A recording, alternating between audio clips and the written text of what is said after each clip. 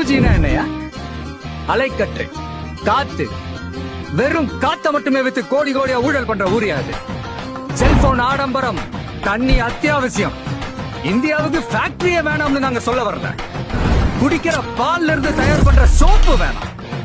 முட்டை, மீன், கேரட்ல இருந்து எடுக்கிற ஃபேர்னஸ் கிரீம் வேணாம். தக்காளி, ஆரஞ்சு, பாதாம்ல தயாரிக்கிற அழகு சாதன ஃபேக்டரி வேணாம். இந்த கொடுமையை உங்களுக்கு தெரியப்படுத்த முயற்சி பண்ணி முடியல. 3 வேளை பசி எடுக்கும் போது சாப்பாடு ஞாபகம் வர நமக்கு அத விவசாயம் படங்களோட ஞாபகம் எனக்காவது வந்திருக்கா?